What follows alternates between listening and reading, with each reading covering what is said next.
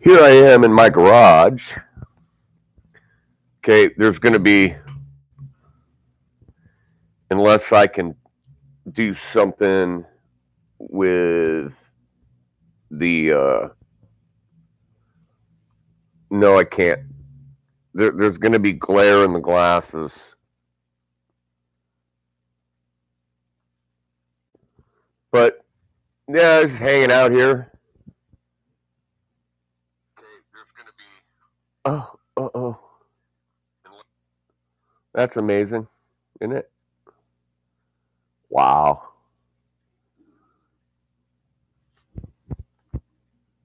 A tablet.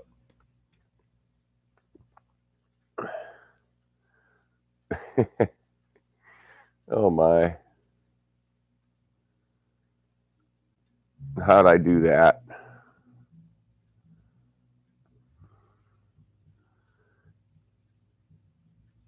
Okay. Top chat, live chat. So far, I'm the only one here.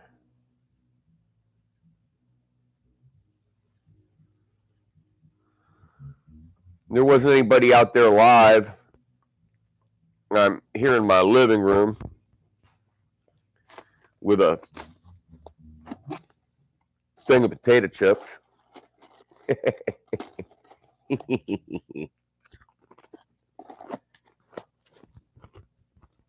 I'll just eat one.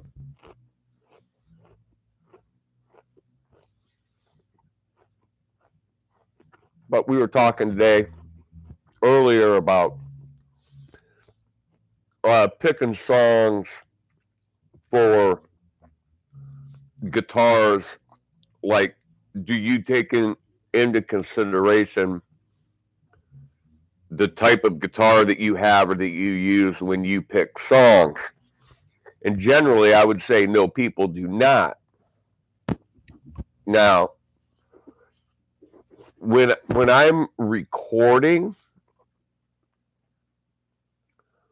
I'm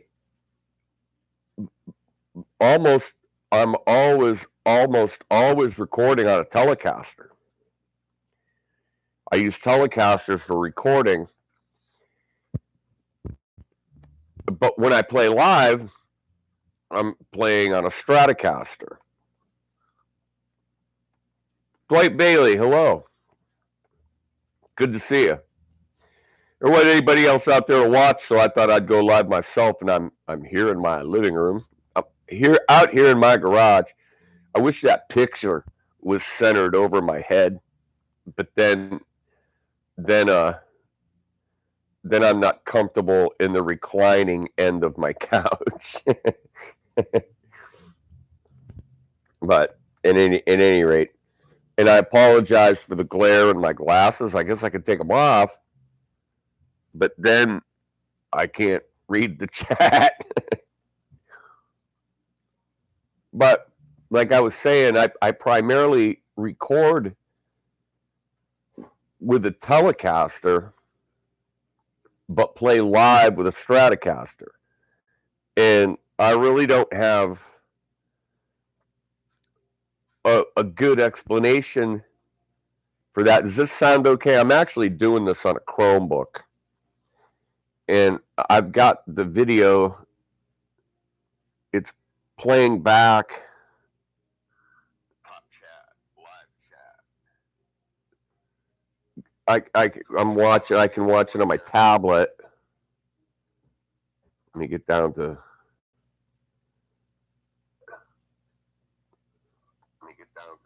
Oh, okay. So it's right where it should be. But I don't know why I'm doing that anyway. Why I got it on the tablet, but I do.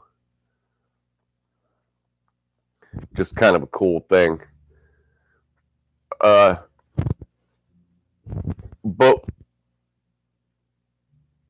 I find that the Telecaster, just with the stuff that I've got, the USB mixer interfaced into the computer, and I use a recording software. Hey, Sonia, haven't seen you around in quite a while. Haven't seen you over at our favorite live streamers stream place. But with the recording setup that I got, it records real well, and I'm usually sitting down, and the Telecaster is a pretty uh, is the Telecaster is a pretty comfortable guitar to play when you're sitting down. I think it's more comfortable to play. The Tele is more comfortable to play sitting down than a Stratocaster is. And just because it's a little bit wider, it's it's easier to hold. Oh, which streaming place is that? The daggone swamp. Maybe you don't know about it, but at any rate, it's good to see you. What have you been up to? I'm reaching for my coffee. It's way over there. I'm still recovering from Thanksgiving.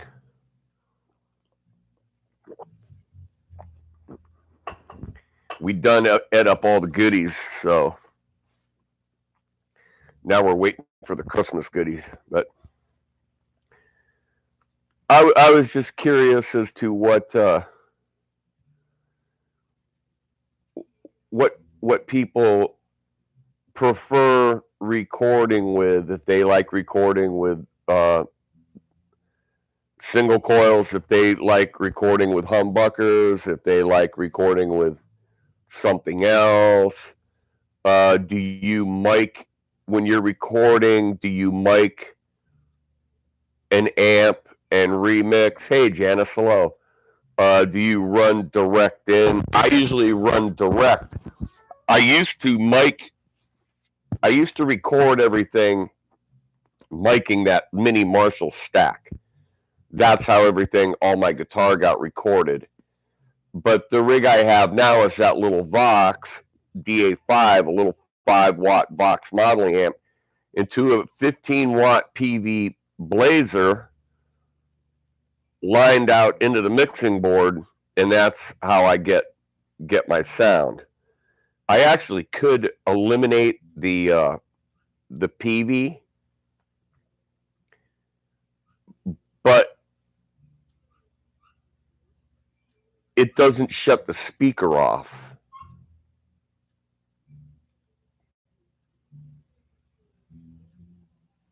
I hear a dog barking, and I wonder if it's outside.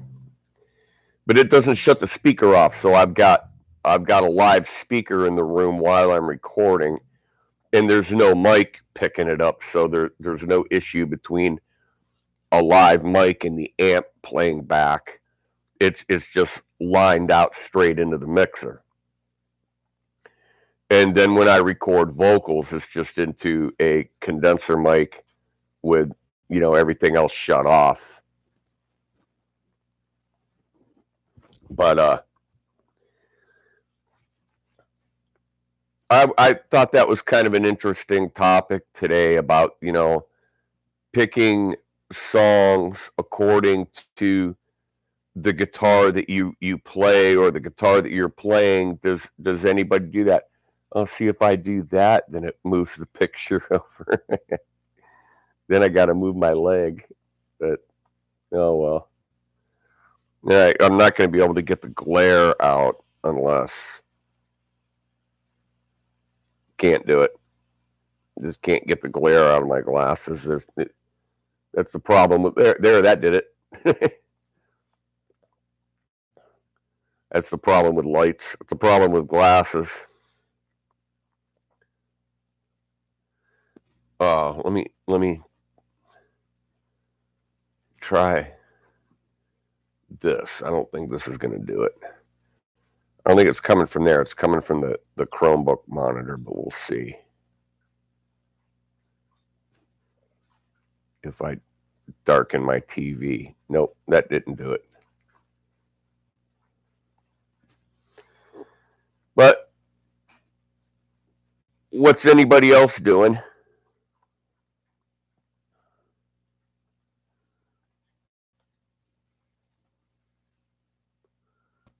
I hate to sit here and not talk, but I'm checking something real quick.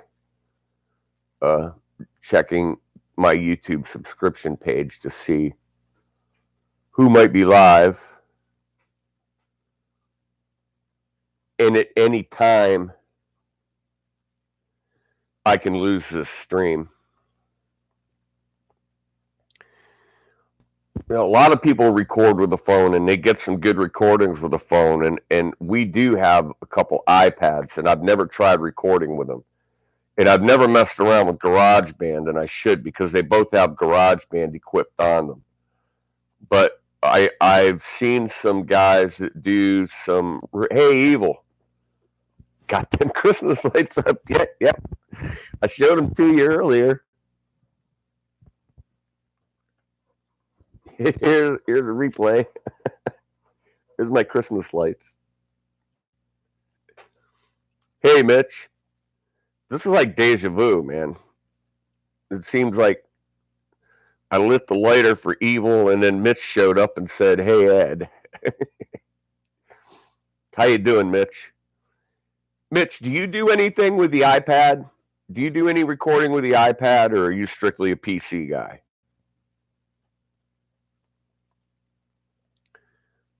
And you know, I know you stream with some better software than just YouTube's Go Live feature. You're using OBS and DaVinci. Yeah, you. Mitch, hey man. Do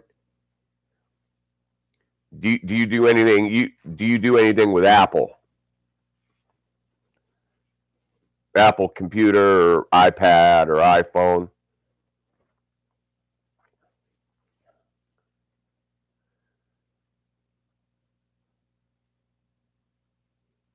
Ah, okay.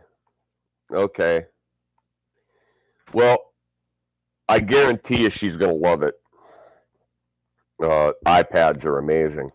And I'll tell you what, for the $50-$60 that you can get these Amazon Fire tablets for, you can't beat it. You really can't beat it. It is an amazing device for the amount of money, you know. It's like if you're spending $50 on a tablet and iPad is $600 to $700 to even more, you know, it's like the cheap guitar thing, you know, the Glary or the Firefly guitar. You really can't knock them when they work. If they work for that money, I don't know how they put something out like that for $50. I really don't. It's amazing that they can put that stuff out for $50. See, we've got two iPads, and years back, like in around 2001 or 2000, we got frustrated with the way PCs were on the internet because the internet was still kind of new, and we bought an iMac and had that for, you know, until it became obsolete and outdated and just wouldn't perform on the internet anymore. But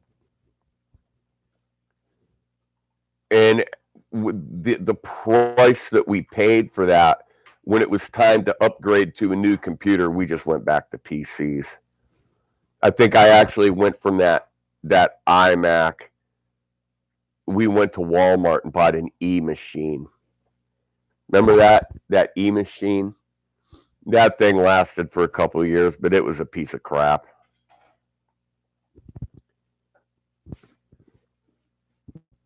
And we never bought a computer from Walmart again, did we? Nope. As a matter of fact, every desktop we've bought since then has been called a power spec. And they come from a Micro Center, and the power specs are built locally in Akron, Ohio. So it's like a proprietary company, not saying that their components are. I mean, the components all come from the same place. They all come from China or wherever. You know, but it's got an Intel processor and whatever. But you repair MacBooks. Wow.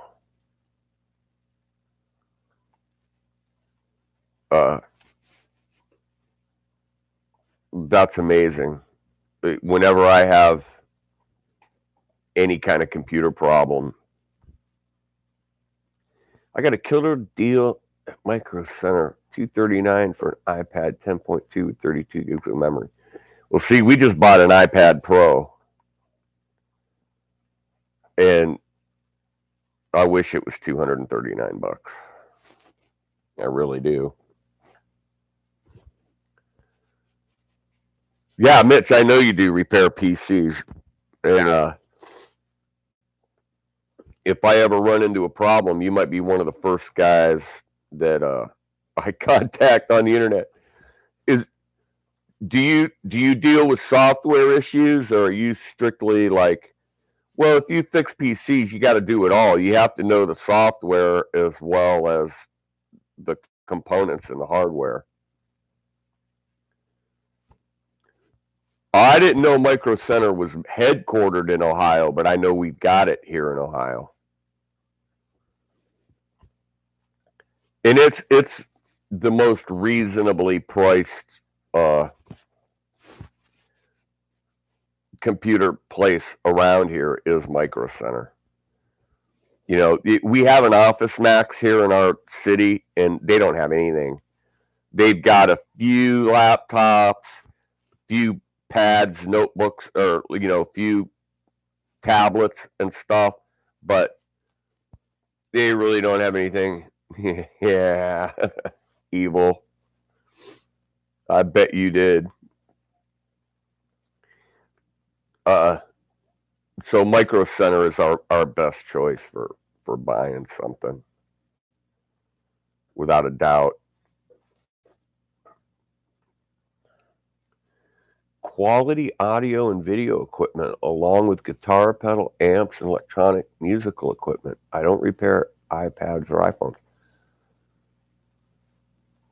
So, Sonia, you work on amplifiers. Can you fix tube amps?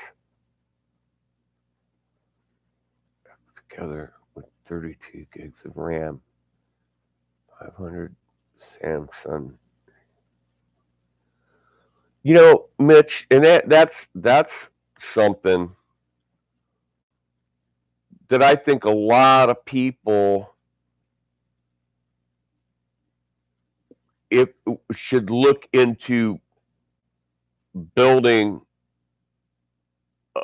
buying a tower and building a computer, buying the parts and putting them together, as opposed to, buying a Dell or buying a Compaq or buying a Hewlett Packard.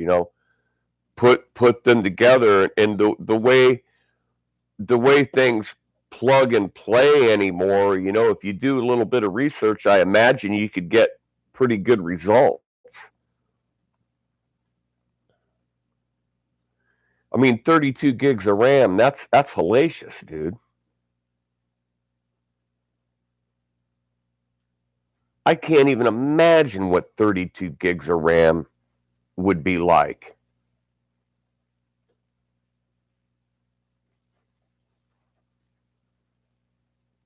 I mean, how much does that affect the performance of a computer, having that much RAM in a computer? And when is it beneficial? Is it beneficial just overall? I mean, I'm sure, like, when you're rendering video, that it has to be fast. Does it make a difference when you're, like, surfing the internet?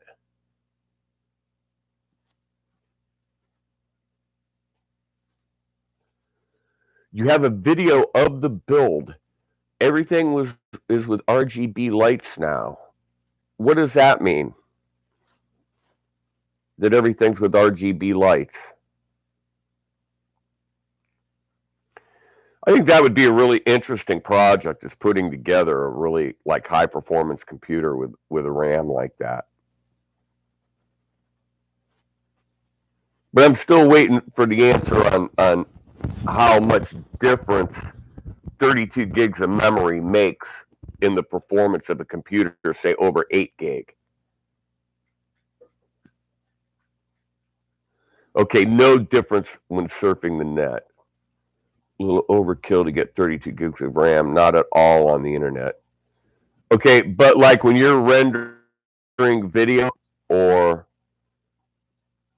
loading big programs.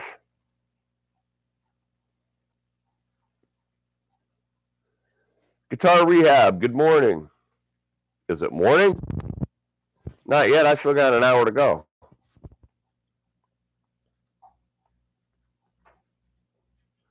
The glowing blue computer with giant fans, that must be Mitch's video.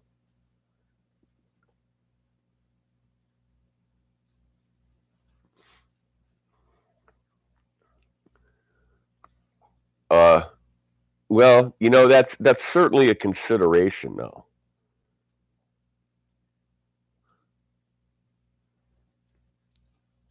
I build it for video editing, DaVinci Resolve. Ah, yeah, it's a resource hog, huh? Sweden. Lord have mercy. What are you doing up so early? You got to go to work?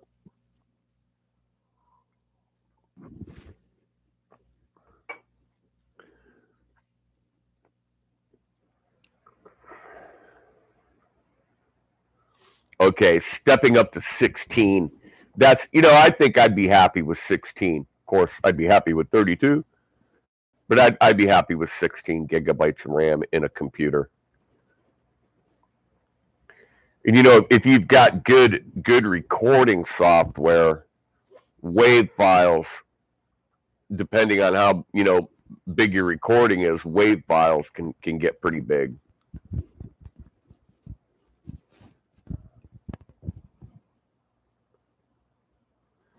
I'll tell you, for just like surfing the internet and watching YouTube and email and stuff like that, for $150, you can't beat a Chromebook. You can't save anything to it, but there's a USB port. You can just download to a external drive, which is what I do.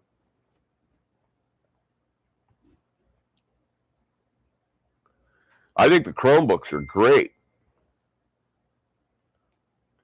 Okay, somebody's sending me attachments while I'm live on the internet.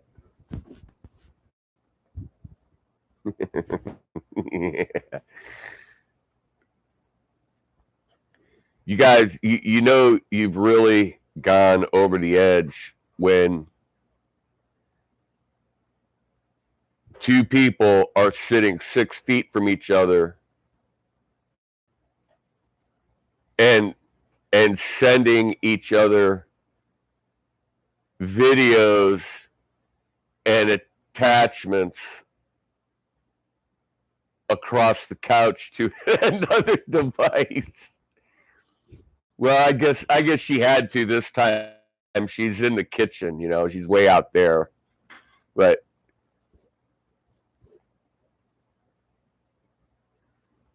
what is this? Conneaut City Limits Music Festival. Where did you find this? And why aren't we playing at it? Because it's all free. Hosted by Conneaut City Limits Music Festival and 3 others. Let me go to that website.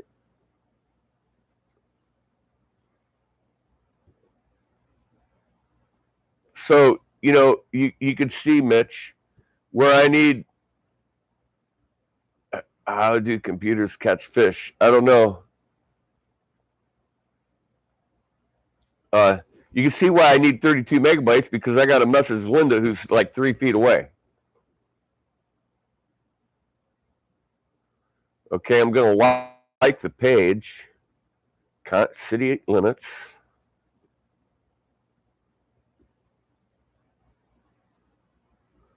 Friday, 4 p.m., Conneaut, Ohio. Saturday, 12 p.m., Conneaut, Ohio. What?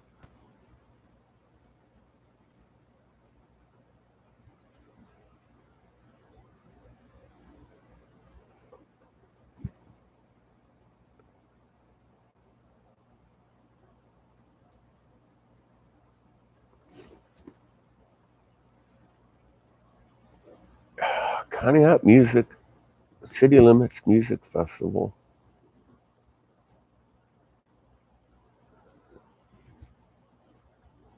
Oh, it's a little chilly to be outdoors right now, Linda. I'll have to look at that a little bit more later. Yeah, Mitch, you do that too. We sit here and send little memes back and forth, but she's always sending me links to like gigs and jobs and festivals. It's in June, okay.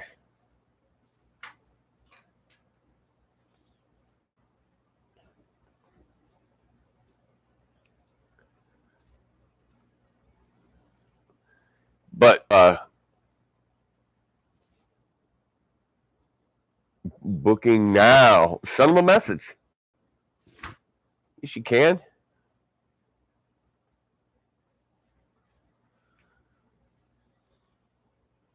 She wants me to do some booking. I'll say I'm interested.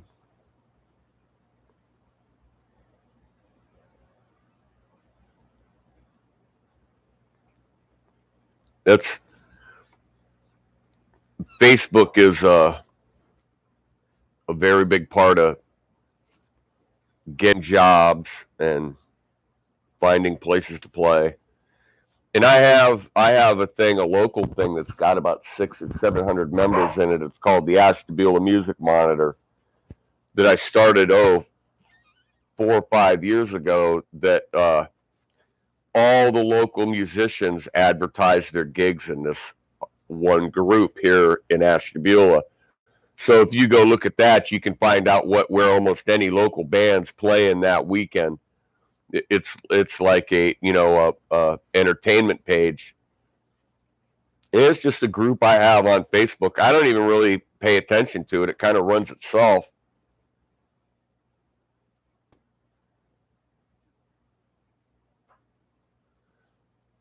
Yeah, I've got an iRig and I've tried using it like with the computer. It didn't work, but it does work on the iPad. 3 different software to control my lights on my new computer. One for the CPU, one for the GPU, and one for the case fans. A friend of mine helped me sync all the lights. Oh my God. Well, that's a little bit. Hey, Dan, old man Dan, that's a little beyond me. Having the lights. That's pretty tricky stuff.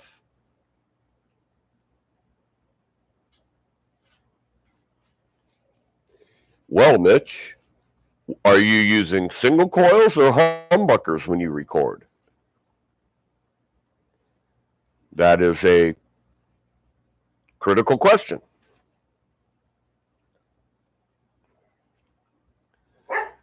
Now, there is something that when I went on here, you have the ability to buy super stickers. I don't know what that is. If anybody knows how to do a super sticker, do it.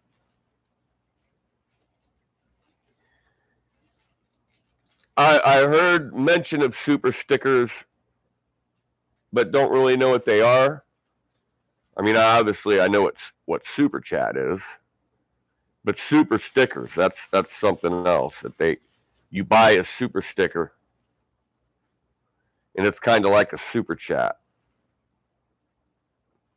But I don't actually see how you get to it.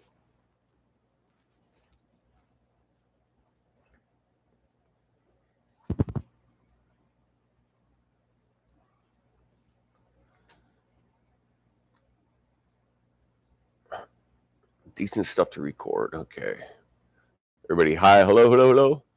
We got 17 people watching and been on here for half an hour. This is probably a little bit of overkill because I went live today, this afternoon, for quite a while and talked about it. Then I played my Les Paul for a little while. Okay, the lights came with a case. Lights on the heat sink fan, and the lights are on the graphics card. Yeah, I may as well use it since they were there. Sure. I mean, if they're already there, that's the cool part. And it's cool to see them lit up. I mean, to see the cases lit up, it is kind of neat. Look what people do with motorcycles nowadays and the LEDs. You can put LEDs on anything. I can't wait at some point, and I'm sure there probably already are, but there's going to be kits for guitars to put LEDs on your guitars. Wouldn't that be kind of cool? To just, for playing live, when you're going out to play live, you'd have an LED kit that you could attach to your guitar that didn't get in the way of playing it, but just made it look cool. I think I'm onto something there. Hey, Randy Tritt, thanks for stopping by, man.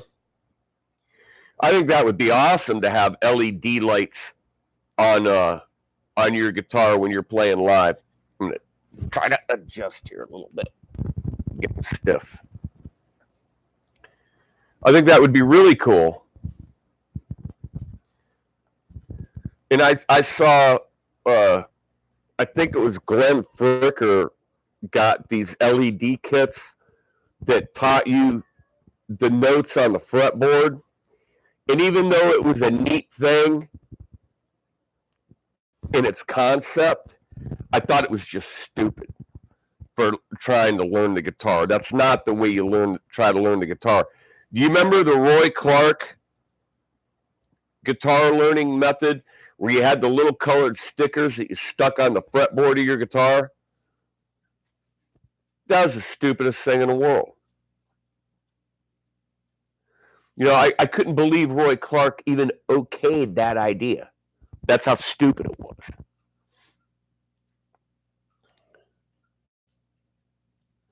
Oh, Eric C. has embedded lights into guitars. And Ace Frawley, yeah, his guitar smoked. His guitar smoked.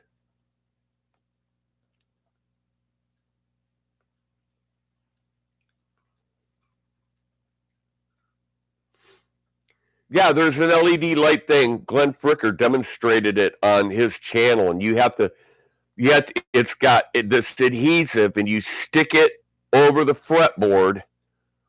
I can't remember, it must go under the strings, and it would light up to show you where these notes are. You'd have to go back and watch the video. It's on Spectrum Media Group. And even though it was a real cool thing to see and a real cool thing to watch, I thought it was just dumb. I just thought it was just dumb. Well, man, like I said, Eric C. has built guitars with lights in them. He puts lights in everything.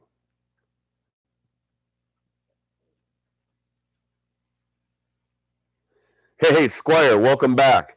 You done working? Try to imagine a note in my head, yeah, and then try to play it. Some of the videos, am I buffering? Some of the videos that I see people, their methods of teaching or the ideas that they have about teaching, I just kind of shake my head, and it's all for. I understand they're trying to teach you, but it seems to me that they're more there just to have a video up, and that they're the stuff that they come up with. It's non-content. It's just listening to them talk about playing something, and they in the long run they don't actually teach you anything. I've used Audacity, Mitch. I've used okay, Reloaded. Okay, Axis, thanks. I used to use Audacity on the iMac. And that old iMac's still out in my garage, actually. I imagine if I plugged it in and pushed a button, it would fire right up, and I could hook a mixer to it and record with Audacity.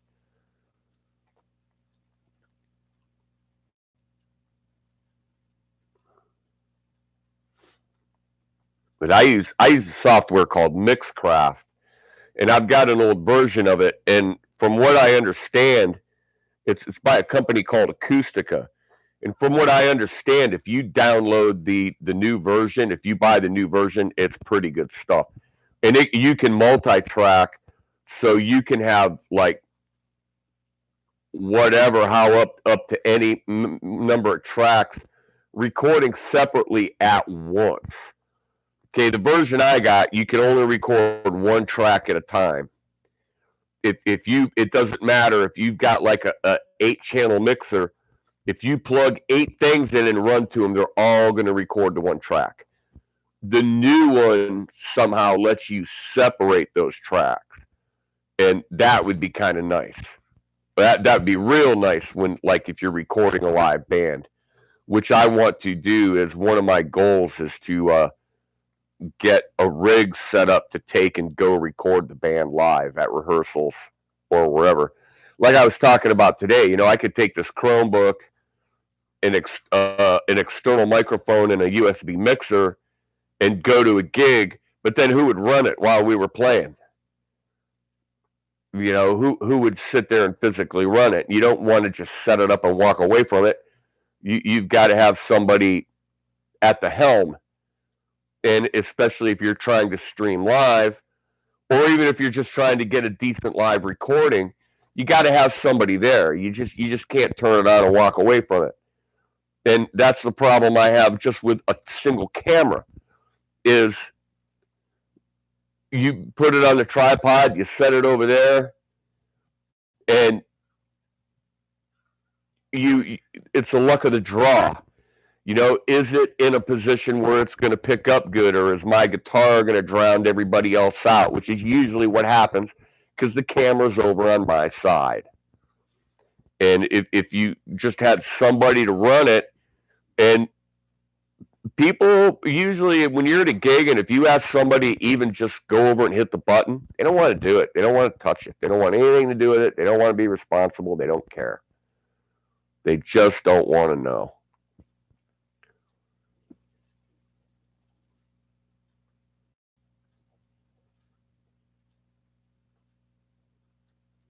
See, with Mixcraft, I've never messed with latency. It records the way it records.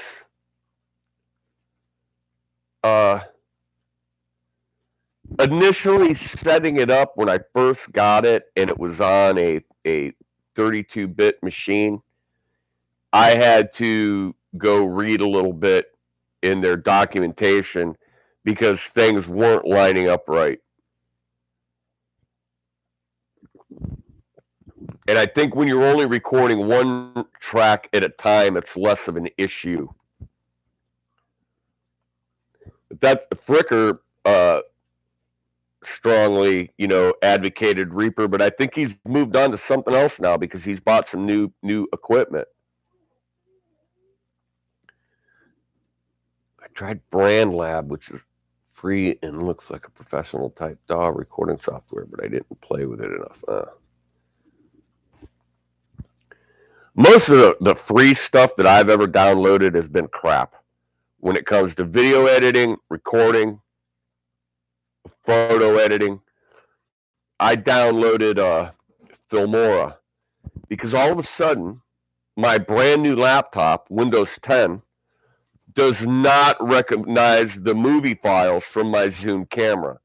And I either have to use the Dell video editor or something else, and I downloaded Filmora, which is pretty nice, but it's got this big, huge watermark across the bottom, and they want you to buy the crap to get rid of that watermark, and it's like, So I guess I'll just use, the Dell stuff that's on it.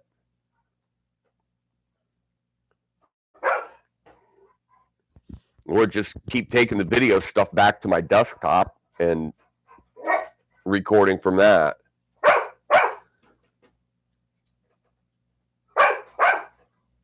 Tascam used to be like the #1 game in town. Tascam was one of the first ones. A buddy of mine had one of the first Tascam cassette sound on sound 4-track cassette recorders where you could record 4 tracks, separate tracks, onto cassette and mix it. That was a Tascam. And it was about this big, you know, had all the buttons and EQs and everything on it, and you stuck a tape in there. You had to buy special tapes, I think, but you could get them anywhere. You could get them at Radio Shack or wherever.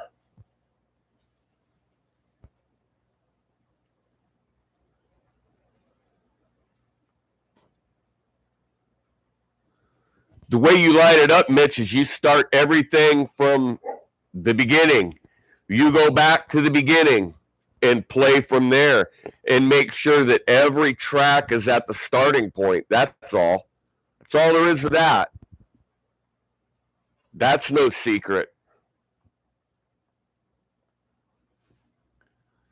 If you start trimming the stems down to where then you got to worry about it. You got to put markers and stuff so you know where things go. But the way I do that is I just start, every track starts from the beginning. And, you know, if you have to, you can do a block edit and trim all the dead space out of all the stems at once and move them back to the beginning of the edit.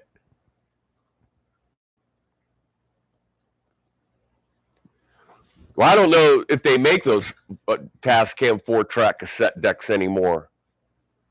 That's kind of a vintage thing.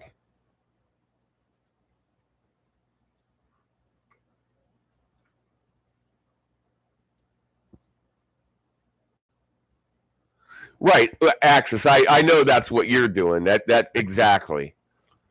And you know, when I do a cover, I find a drum track or I create one. Either I use a loop, a drum machine, or some drum editing software, and I come up with a drum track. Then I put a rhythm guitar track down. Then I put a bass track down. Now I've got my scratch track, and I can add tracks to that and delete what I need. And so aside from the drums, when I post like a cover song, I'm playing everything and singing everything usually too. But I remember the Fostuck stuff.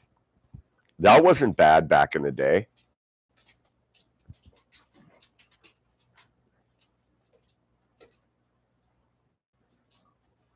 Yeah, they make them that use the memory cards now. And my brother got a Boss one recorder that recorded the CDR.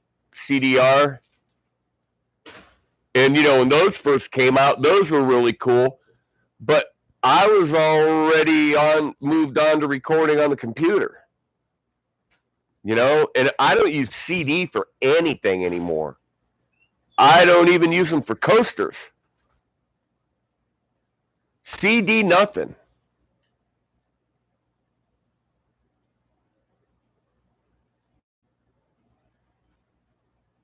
Yeah, Mitch, exactly. Never learned how to use the Fostex. Well, now's the time to learn to use it. Just go back and learn to use that sucker. You might surprise yourself.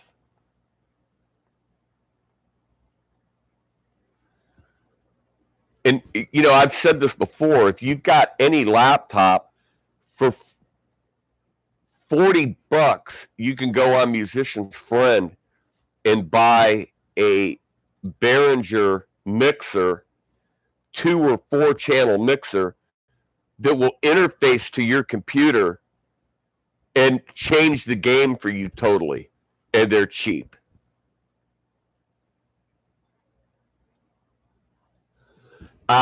You know what?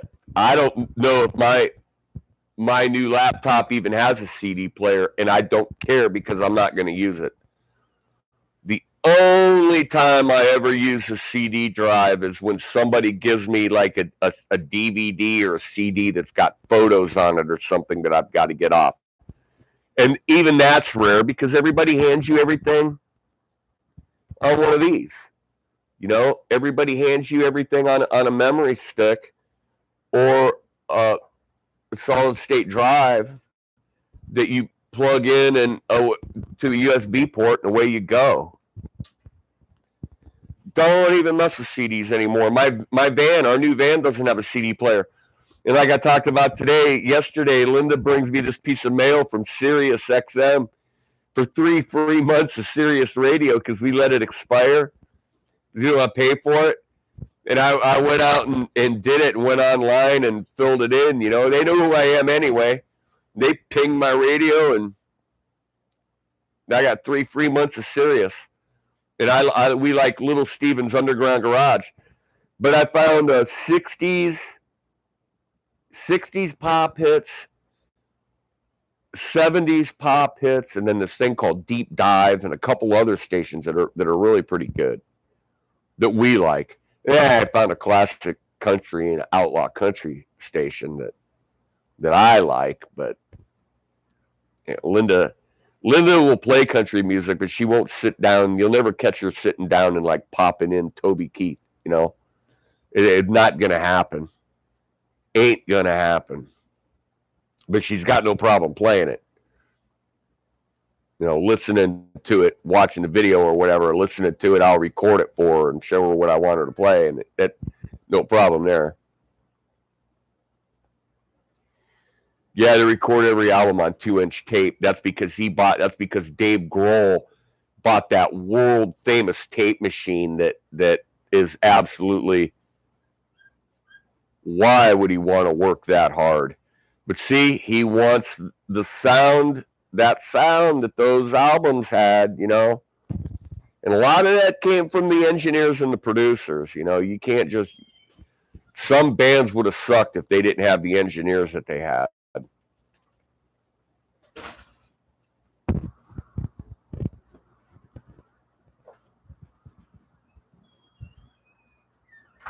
The Sound City mixing board, right? Exactly, the Sound City mixing board.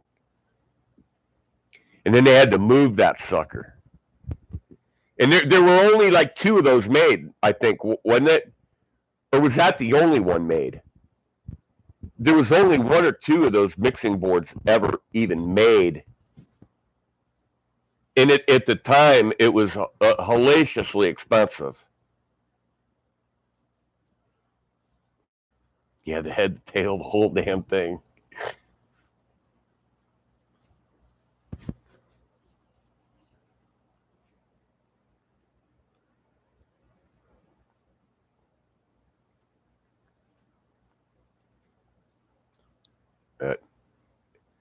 That's one of my next, big priorities is figuring out how to stream from a live gig.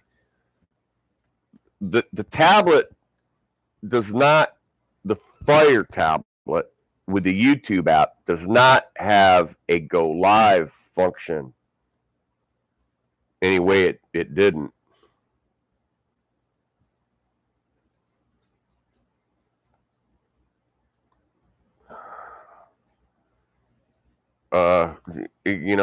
I'm watching myself on my own account, How's that?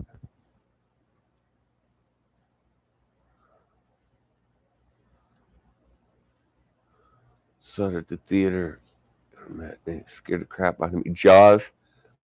I went to Jaws with my mother and father at a movie theater. My mother was a registered nurse.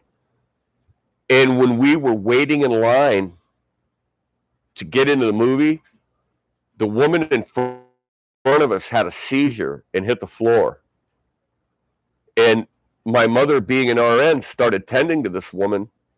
And I was afraid. I was like, hurry the hell up and get that woman straightened out so we can go in and see the movie, And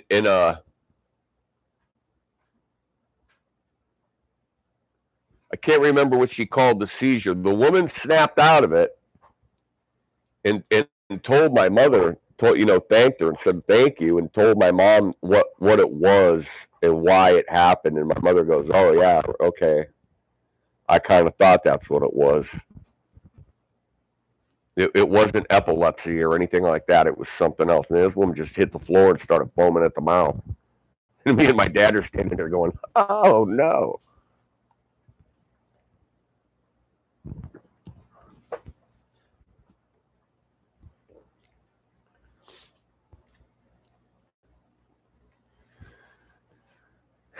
The only time we ever snuck anybody into the movie is we snuck some people in under a bunch of blankets in the back of my Ram Charger to a drive-in theater. And we weren't sneaking in because I knew the kid that worked at the ticket booth, so we weren't fooling anybody. That was one of the last years that we even had a drive-in theater, and it was right in front of my house. I lived right behind it. We could actually go over to my buddy's house, cross the railroad tracks, and go up into the woods and watch the movies, but we couldn't hear them for shit unless everybody had their speaker blasting, and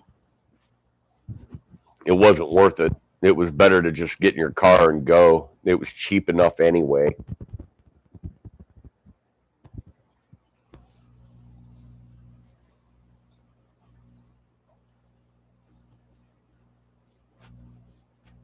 Yeah, that's a pretty good trick. Hide in the bathroom and then just kind of blend in with the crowd.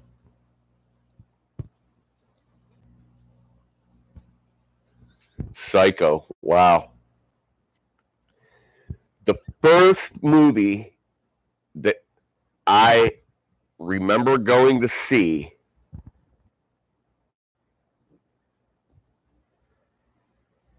was with my dad and my sister, and we went to the movie theater and saw Snow White.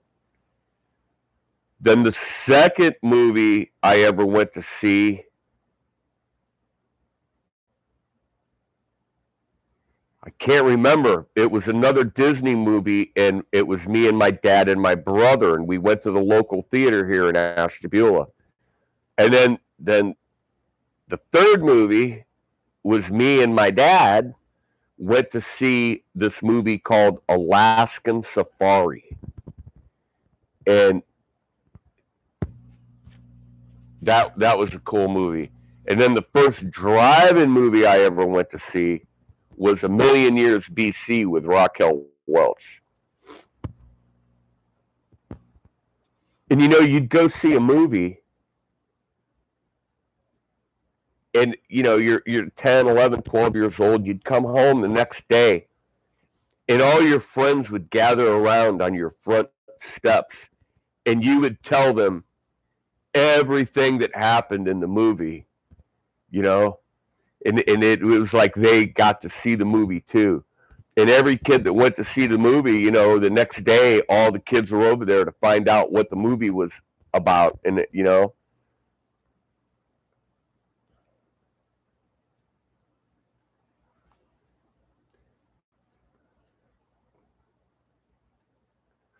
Yeah, the intermission with a little dancing hamburger and hot dogs and French fries that dance across the screen and the popcorn. I can't remember the song. I can look it up. I have looked it up. Saturday Night Fever. I went to see that. I went to see that in high school. I went to see that. Carrie, Rocky Horror Picture Show, Saturday Night Fever. Remember going to see the Cheech and Chong movies. I remember going to see Back to the Future.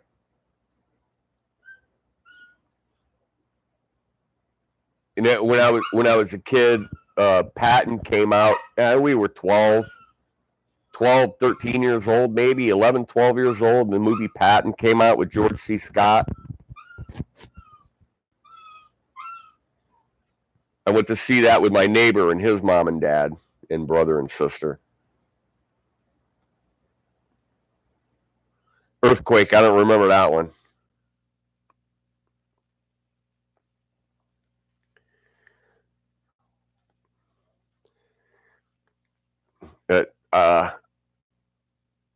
Linda, have we ever gone to the theater? Oh, come on. Yes, we did. We never went to the movie? Well, there's nowhere around here to go except the mall. And it's you can't even afford it. No, we just, we get HBO.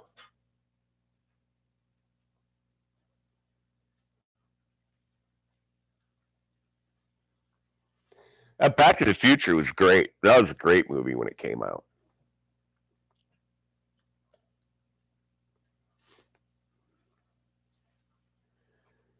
Midnight showings of rock concerts. That's exactly. What did they call that here? The Midnight Movie.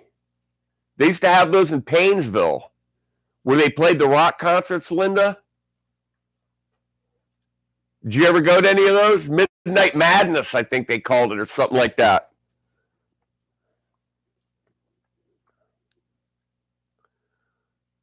I remember the Song Remains the Same movie came out when I was in high school.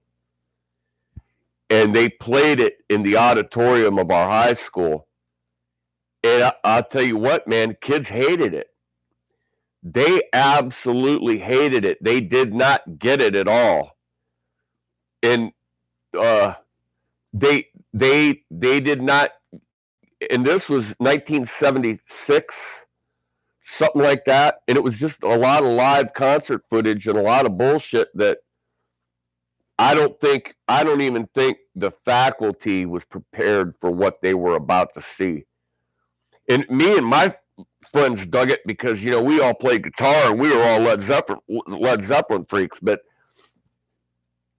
a lot of the kids, man, they just didn't get it. They thought it was awful. They thought it was awful because it didn't sound like the record. It was live. And there was just a lot of weird stuff, What's that weird Frank Zappa movie? Something Hotels 97. What's that weird Zappa movie about the hotels? 101 hotels or something. 100 motels. I know when that came out, people just were like, that is bizarre. 200 hotels, whatever. People just thought, this is just too weird, man. It's just too weird.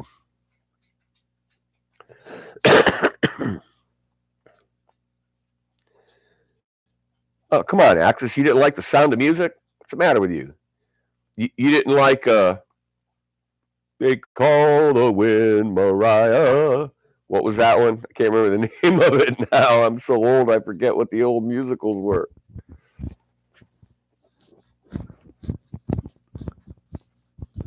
I like musicals. I'll watch any Judy Garland movie anytime. No. Oh, you old stick in the mud. But yeah, that's pretty cool. Now, you got right now on my TV in front of me is Jeff Bridges and the Fisher King. And I'm like, if I got to watch this movie one more time, but it's on the station that I got on, and Fisher King's the one with Robin Williams being all weird.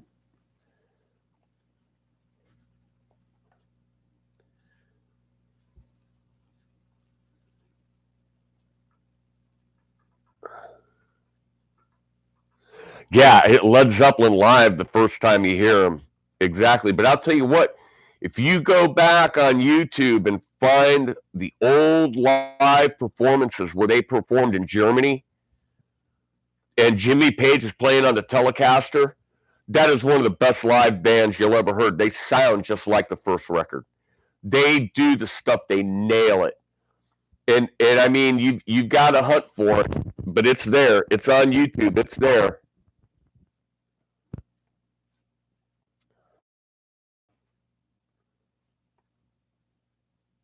I never got sick of Zeppelin. I just didn't have a need to go back and re-listen to it after playing all those records for 25 years. You just eventually you got to kind of just move on.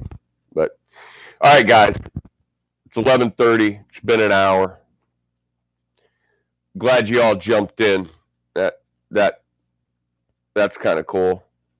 I didn't expect that many people this late at night. Of course, it knocks most of the European and UK people out, but I have pretty much an American audience anyway, so. So everybody, it's only Wednesday. What day is it? What day is it? It's hump day.